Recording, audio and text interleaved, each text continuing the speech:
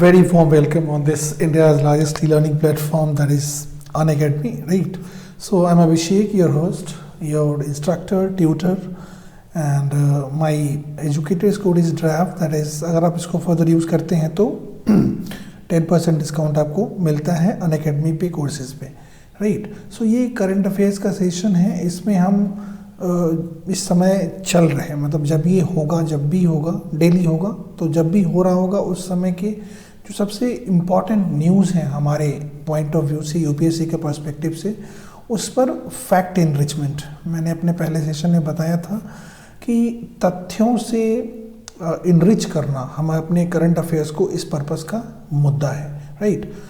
So current affairs 10 या map 101 पे ये आएगा डेली. टाइम बहुत जल्दी आपको पता चल ही जाएगा, right?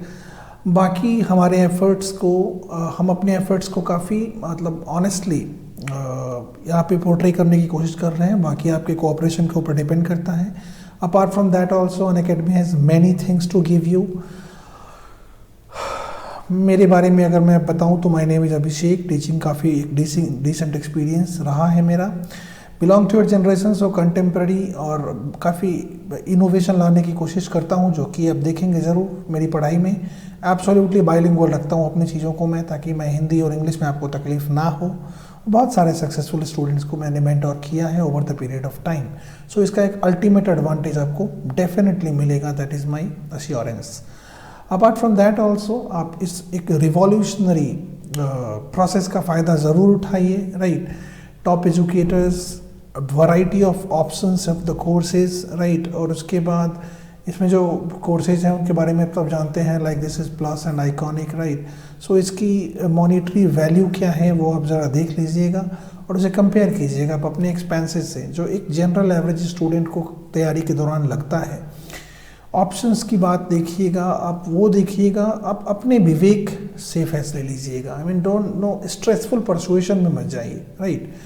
So ultimately you'll find it like a revolution, जिसका फ़ायदा डेफिनेटली उठाना चाहिए आपको, राइट? आइकॉनिक सब्सक्रिप्शन में प्राइस हाइक हो रहा है, तो इसका जल्दी फ़ायदा आप उठा ले तो बेहतर रहेगा. आइकॉनिक में बस apart from all the content आपको एक पर्सनलाइज्ड मेंटोर मिलता है, जो कि एक अल्टीमेट रिक्वायरमेंट है इस प्रिपरेशन प्रोसेस का यूपीएससी में. एक पर्सन जो आपको उंगली पकड़ के बता सके कि जो आप कर रहे हैं वो सही है, जो आप कर रहे हैं वो गलत है.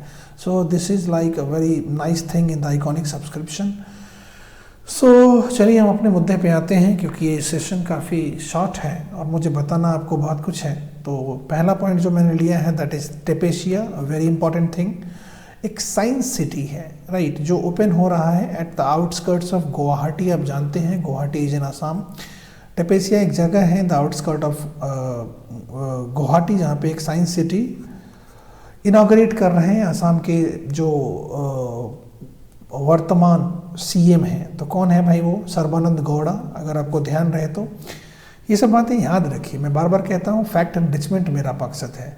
और असम के ही ex chief minister Tarun Gogoi साहब का भी नाम याद रख सकते हैं. आई मीन क्वेश्चन किस फॉर्म में कब आएगा, you never know that. So he has died recently, so ये नाम भी याद रहिए.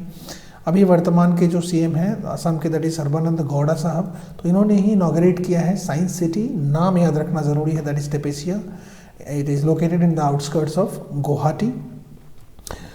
अब इससे जुड़े हुए कुछ पॉइंट्स देखिए. आई मीन बार बार मैं ये कहता हूँ कि मेरा मकसद आपको यही है बताना कि किस तरीके से करंट अफेयर्स को अप्रोच करना है. दैट जोगी घोपा, ये इंडिया का पहला मल्टी मॉडल लॉजिस्टिक पार्क है. सी, लॉजिस्टिक पार्क क्या होता है, लॉजिस्टिक्स का मतलब क्या होता है? एक ऐसा शब्द है जो पूरे क्वेश्चन को तबाह कर सकता है अगर आप इसे नहीं समझते हैं तो. अगर हिंदी की बात की जाए तो इसे आप कहते हैं रसद. लॉजिस्टिक्स का मतलब रसद होता है, राइट? नहीं समझ में आया? आगे देखिए, इसे बताता हूँ मैं आपको लॉजिस्टिक्स का बेसिक मतलब क्या होता है. सी, लॉजिस्टिक्स का सबसे सिंपल मतलब ट्रांसपोर्टेशन, राइट? सबसे सिंपल मतलब ट्रांसपोर्टेशन.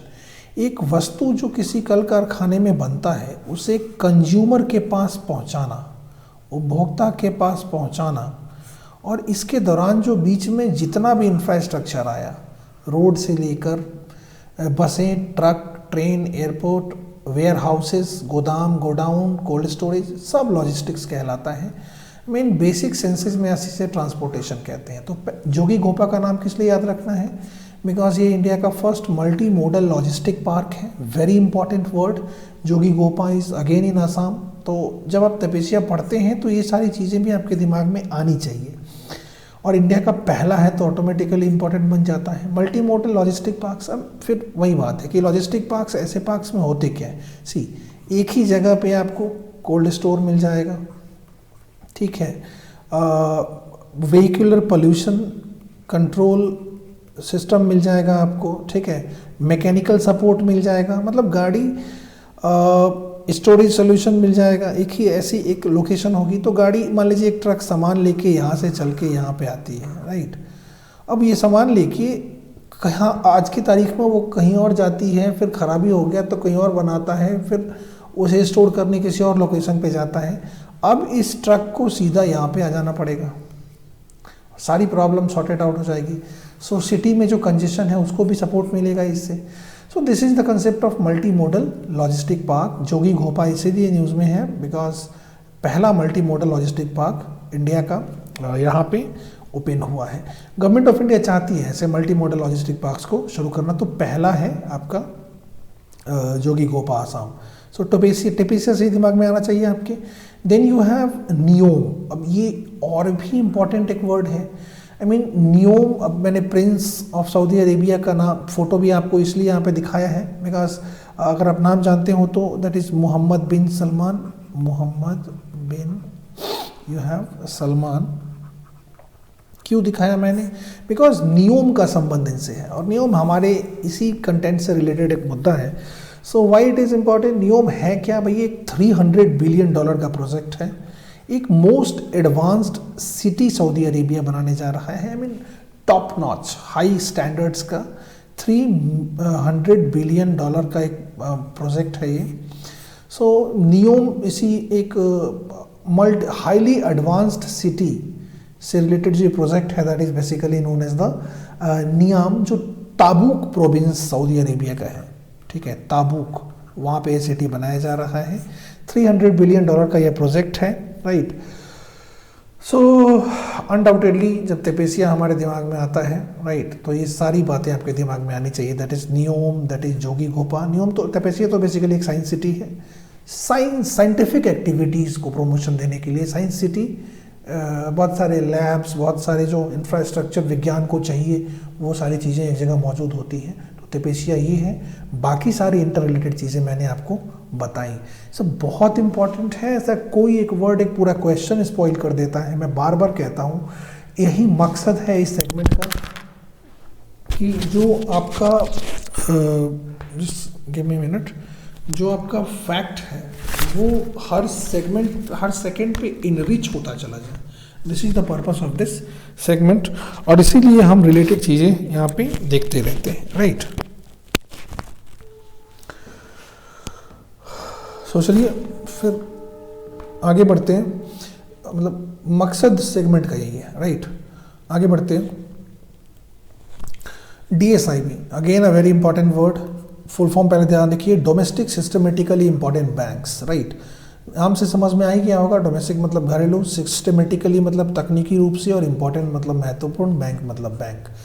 डायग्राम मैंने इसलिए दिखा दिया कभी कभी होता है कि अगर कुछ पढ़ते समय साथ में आप तस्वीरें देखते हैं तो चीज़ें दिमाग में ज़्यादा छपती हैं। This is the manner in which our brain actually works. ये पिक्टोग्राफिक रिप्रेजेंटेशन ज़्यादा प्रॉपरली ये मेमोराइज करता है। So domestically systematically important banks, कौन इसे डिक्लेयर करता है? तो भाई गवर्नमेंट, सेंट्रल बैंक जैसे हमारा RBI है, ये इसे डिक्लेयर करता है कि भाई domestically important bank government of India Bharat के कौन है। तो फिलहाल में ये 3 हैं, SBI, ICICI एंड HDFC, आप नाम याद रखिएगा। और ठीक इसी प्रकार से वैश्विक स्तर पे GSIB टर्म यूज़ किया जाता है, ग्लोबल सिस्टमेटिकली इंपॉर्टेंट बैंक। तो यहाँ से कुछ शब्द मैंने कीवर्ड के रूप में लिए हैं जो कि मोस्ट इंपॉर्टेंट है इकोनॉमिक्स के पॉइंट ऑफ व्यू से। सी, करंट अफेयर्स यही होता है, वो आपको पूरी दुनिया दिखाने लगता है, beat polity, beat geography, beat economics, सब कुछ आपको दिखना चाहिए। और यही आपका अप्रोच करंट अफेयर्स में रहना भी है। That is FSB, BCBS, Basel. Basel norms तो इकोनॉमिक्स का एक बहुत हॉट टॉपिक है। Then BIS, banks for international settlements, are very important terms.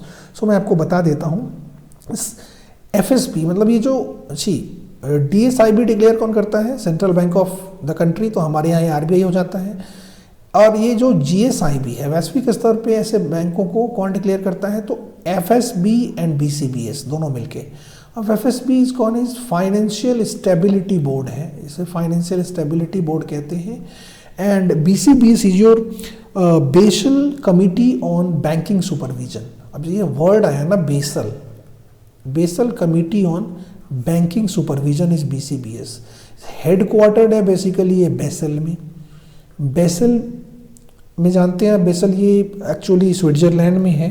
Switzerland की राजधानी जरूर सोचिएगा दिमाग में, नहीं आए तो बहुत दुख की बात है। और इसी बेसल में बेसिकली हमारा BIS है, ठीक है, बैंक ऑफ इंटरनेशनल सेटलमेंट्स, जो बेसिकली ग्लोबल स्टैंडर्ड सेट करता है, वैश्विक स्टैंडर्ड सेट करता है बैंकों के काम करने के लिए। देयर इज BIS, यही एक्चुअली बेसल नॉर्म्स इशू करता है, यही बेसल नॉर्म्स जारी करता है जो इकोनॉमिक्स में आप पढ़ेंगे, जिसमें cash adequacy ratio that is CAR की बात करते हैं। और वर्तमान में जो बेसल नॉर्म बैंकों में चल रहा है that is Basel 3। Government of India को ये लागू करने के लिए डेडलाइन दिया गया था मार्च 19, लेकिन कोरोना आउटब्रेक की वजह से ये थोड़ा सा एक्सटेंड हो गया है, राइट। सो इतनी सारी बातें आप ज़रूर ध्यान रखिएगा व्हेन यू एक्चुअली। और तो पॉइंट 3 बैंकों को डोमेस्टिकली सिस्टमेटिक इंपॉर्टेंट बैंक बताया गया है और उससे जुड़ी हुई ये सारी बातें, right. Move ahead. National logistics policy, ये मैंने क्यों चुना national logistics policy? Because logistic का मतलब दिमाग में मैंने आपको बताया कि भाई ट्रांसपोर्टेशन होता है। तो UPSC में कभी कभी क्वेश्चंस आते हैं किसी स्कीम को लेके, प्लान को लेके, पूछते हैं कि कौन सा मंत्रालय इसे इम्प्लीमेंट कर रहा है। तो अगर लॉजिस्टिक्स का आपके दिमाग में है, ट्रांसपोर्टेशन जैसा शब्द, तो आप मिनिस्ट्री ऑफ परिवहन मंत्रालय टिक करके आएंगे अगर ऐसा क्वेश्चन आता है तो। But basically it is the program of, its the policy of ministry of industry and commerce, जो कौन है हमारे उद्योग और वाणिज्य मंत्री पीयूष गोयल साहब। ये सब नाम याद रहना चाहिए आपको, राइट। अगर नहीं याद है सब, कहीं ना कहीं आप मिस कर रहे हैं। ऑब्जेक्टिव क्या है? To reduce the logistics. इसलिए मैंने ये पॉइंट चुना भी है, राइट, कि अगर ये क्वेश्चन आ जाता है कि भाई नेशनल लॉजिस्टिक्स पॉलिसी से संबंधित जो ऑप्शन UPSC देता रहता है, उसमें अगर एक ऑप्शन रहता है कि कौन सा मंत्रालय इसके लिए जिम्मेदार है, तो आप लॉजिस्टिक अगर परिवहन समझ के मारते हैं, ठीक है, तो परिवहन मंत्रालय ऑप्शन में वो ज़रूर देगा ये। So it is ministry of industry and commerce, Piyush Goyal साहब, ये मंत्रालय का कार्यभार इनके पास है। ऑब्जेक्टिव क्या है इस पॉलिसी का? जो रसद में लागत है, लॉजिस्टिक्स कॉस्ट, और लॉजिस्टिक आप समझ रहे हैं मैं अब क्या कह रहा हूँ, लॉजिस्टिक का मतलब क्या होता है, 2022 तक 10% कम करना है। बहुत बेवजह खर्चा होता है, फ्रेट से लेकर, सड़कों से लेकर, वेयर हाउसिंग में, godown, cold storage. So definitely improve होगा तो कंज्यूमर को के हित में होगा, क्योंकि प्राइस भी वस्तुओं का क्या होगा, डाउन होगा। टारगेट ये रखा गया है। और पहला राष्ट्रीय सम्मेलन राज्यों का ऑन लॉजिस्टिक्स ऑर्गेनाइज हुआ है, ये भी ध्यान में रखिएगा। First ever national conference on states on logistics was organized in India, right. इससे क्या कहते हैं, तो इसको होस्ट किसने किया? दिस पीयूष गोयल साहब। इसको होस्ट किसने किया? ये जो राज्यों का सम्मेलन था लॉजिस्टिक्स पे, पीयूष गोयल साहब। और इसमें एक कीवर्ड मैंने प्रारंभ यूज किया है। सो प्रारंभ डेफिनेट ऐसी बातें क्वेश्चन के लिए बहुत इंपॉर्टेंट हो जाती हैं पीटी के लिए, दैट व्हाट इज दिस प्रारंभ।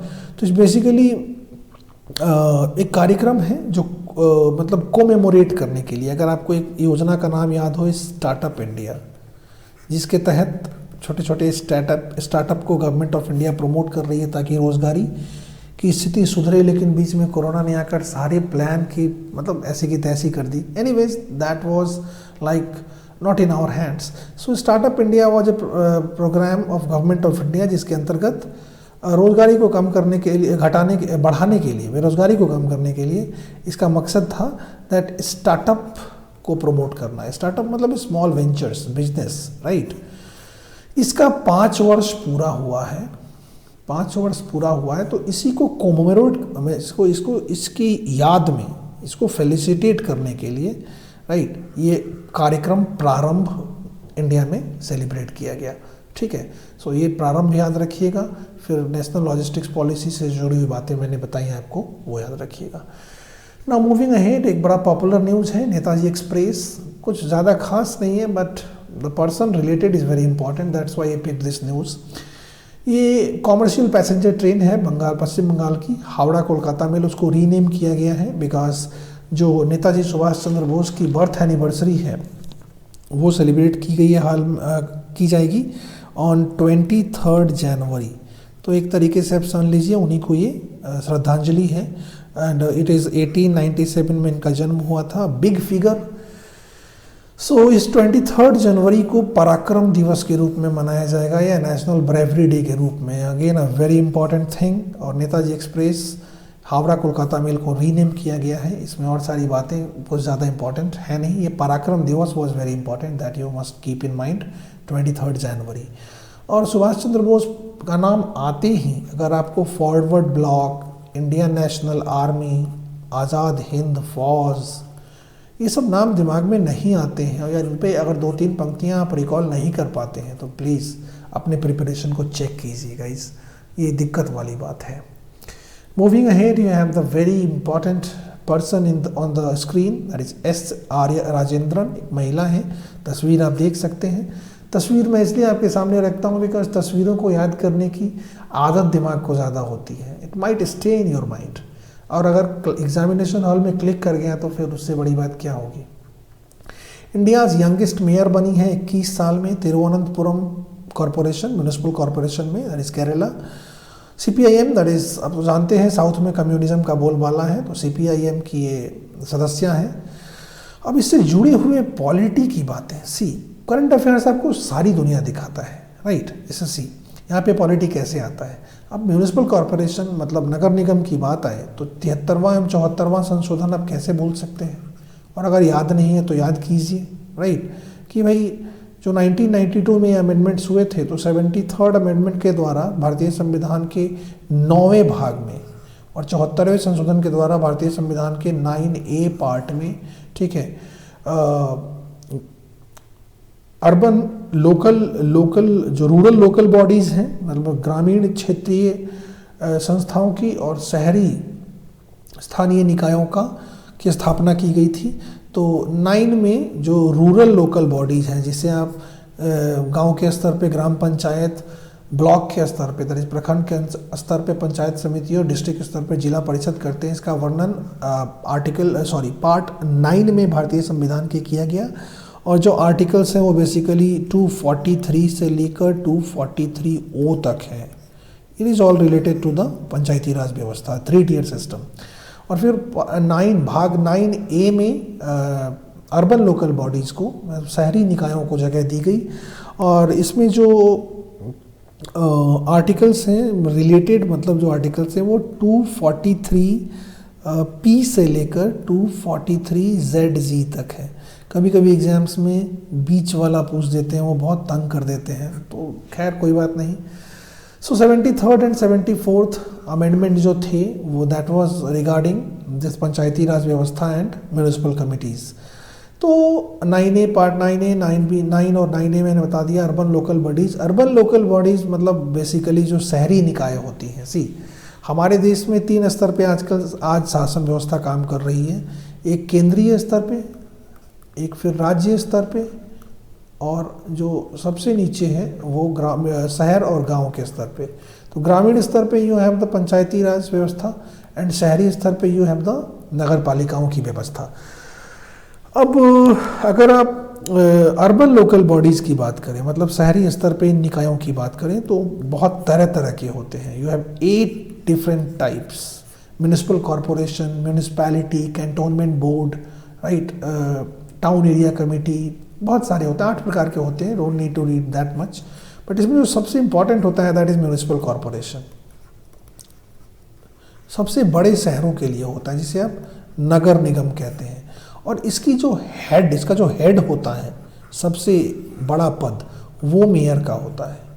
बट मेयर की स्थिति थोड़ी सेरेमोनियल होती है, राष्ट्रपति जैसी इसकी स्थिति होती है, सिर्फ नाम का हेड होता है। जो एक्चुअल पावर्स होते हैं वो म्यूनिसिपल कमिश्नर के हाथ में होता है, इम्प्लीमेंट लागू करने की शक्ति। ये ठीक वही बात है जो स्थिति प्रेसिडेंट और प्राइम मिनिस्टर के बीच का अंतर है कि सबसे बड़ा पद प्रेसिडेंट जरूर है लेकिन प्राइम मिनिस्टर ही असली हीरो होता है। सो असली हीरो म्यूनिसिपल कॉर्पोरेशन में म्यूनिसिपल कमिश्नर होता है और ये एक आईएएस होता है जिसे स्टेट गवर्नमेंट अपॉइंट करती है, राइट, स्टेट गवर्नमेंट अपॉइंट करती है। तो बहुत दिनों से ये विवाद 4-5 सालों से चला आ रहा है अलग अलग स्टेट से। सी ग्रामीण स्तर पे जो है जो कि चला आ रहा है कि भाई मतलब एक विवाद चला आ रहा है। जैसे मैं बताऊं अगर आपको तो गांव के स्तर पे, रूरल विलेज के स्तर पे यू हैव पंचायत ग्राम पंचायत जिसका हेड मुखिया होता है और मुखिया का डायरेक्ट इलेक्शन होता है।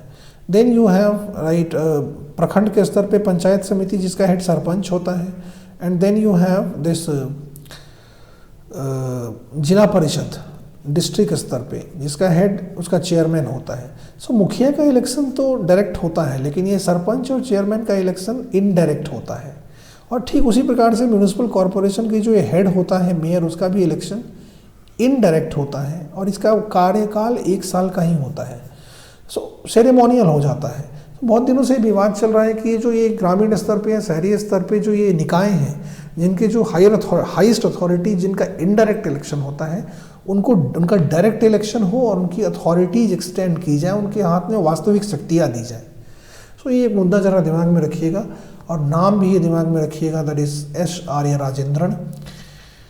इसलिए मैंने ये न्यूज़ चर्चे में यहाँ पे इस सेशन में रखा था। और इतनी सारी बातें, ठीक है, मतलब इंटर रिलेट करके पढ़ना सीखिए। यही अप्रोच आपको करंट अफेयर्स में रखना है और यही आपको यूपीएससी में की नैया को पार लगाएगा, राइट।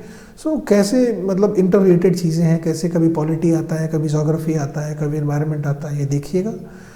और ये सेशन जरूर देखते रहिएगा। It is going to help you lot, right, in the upcoming times, right. So see you in the next session very soon, right? Till then, study well, stay safe, bye.